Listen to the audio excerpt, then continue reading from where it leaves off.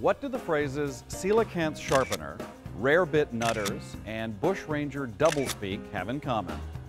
Well, they took Dave Gorman around the world on a quest. That is the subject of his new one-man show, Dave Gorman's Googlewhack Adventure. G'day, Dave-o. Did you know you're a Googlewhack, Steve-o? I thought, well, no, I don't. I don't know what a Googlewhack is. And forgive me, but it does sound like some kind of weird Australian insult. There's only one part of my anatomy. I can imagine the Australians calling a Google, and Steve-o appears to be accusing me of whacking mine. Well, you can't write a novel under those circumstances, can you? It's not possible. I needed to know what a Googlewhack was. So I sat there, I wrote him an email saying, what the hell is a Googlewhack?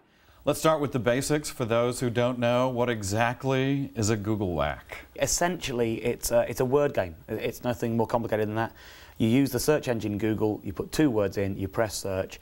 If it comes back saying here is the one and only one hit, that there is a Googlewhack. You had a quest. You set along a series of events that you wanted to happen. Yeah. Tell me about that. The idea was I would find a Googlewhack, I would go and meet the person responsible for that one. Who had the website with those 2 words on it? Yeah. I would then persuade them to find another Googlewhack, and I would travel to meet that person, and I would persuade them to do it, and so on. I was trying to connect a chain of 10 Googlewhacks in a row before my 32nd birthday. How difficult was it for you to convince these other people to continue this quest? It varied, and some of them, I think, what I wasn't doing was sending them an email saying, hello, I'd like to meet you. I am a stranger. I would, because that's obviously intimidating, and everyone's going to recoil from that. And anyone who doesn't is the one you don't really want to meet. But what I was doing was explaining what I was doing. They could verify for themselves. They could go to the internet, they could put the 2 words into Google and search for it. And even though it's a really strange reason, it's a reason you couldn't possibly manufacture. And every single one of the people I met, to varying degrees, made me incredibly welcome. But it is also a self-editing process. A lot of the reviews talk about how you leave the show feeling like the world is full of nice, happy people, and it's a kind of nice, unifying feeling. It's a self-editing process. If you agree to meet me, if you agree to let me come into your life, then obviously you're nice and welcoming, and so obviously the show reflects that. And so the first person that you visited was who? The first person was someone who visited me, and he's a guy called Marcus, who runs this fantastic website called womenanddogsuk.co.uk. You pause for breath before you click on a link like that, don't you, really? I live alone. I still checked over my shoulders before I clicked on that.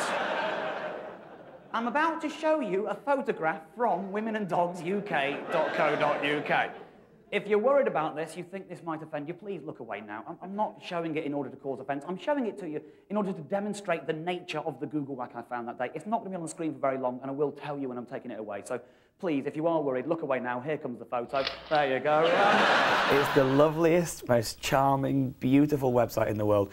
It's a man who collects second-hand photos of women and dogs that he just finds at thrift stores and car boot sales and so on. It's just a wonderful, innocent, beautiful thing. And he's slightly obsessed. And I think that's actually the one thing that you could say unites all of the people that I met. They all have an obsession of one kind or another. And I kind of thought I didn't have, but then I was the one travelling 90,000 miles to meet them. Is there an answer to why? Well, there is. Well, there's several answers to why. One, I was challenged to by a friend. 2, it was easier than doing what I was supposed to be doing. Which was? Which was writing a novel. I was running away from responsibility. I think it's like, if you see like a kind of, one of those kind of more exploitative talk shows where occasionally they've got like a young single mum and she's in credit card debt, and her solution is to get another credit card. Right. And we all know when you're watching that's digging a deeper hole for yourself. Yes. Well, I was meant to be writing a novel, and I couldn't write a novel, and I'd accidentally done some of this already. I'd already travelled to Washington kind of by accident. And it kind of became easier to get myself further into trouble and further away from where I was meant to be. So you basically got lost on the internet and created this play as part of procrastination. Yeah, I kind of had a bit of a breakdown. Which I kind of worry about saying because it makes people think, oh no, that won't be funny. But I think it's a kick-ass funny show about a man having a breakdown. I'm sitting there thinking, I'm good at this, surely I've got a head for this kind of thing. I like words, yeah. Kind of thing a novelist would do, isn't it? Think about words, yeah, I'll give that a go, yeah, absolutely. It'll take me 20 minutes, I reckon. I wasted another day of my life. I spent hours failing, hours and hours, putting random pairs of words in. 4 hours after I'd started, I was still going. Pork turncoat, 381 hits. Why are there 381 pages with pork and turncoat on? That's what I'd like to know. Porky turncoat, 43 hits. Dork turncoat, 78 hits. Dork turns bit, oh, yes.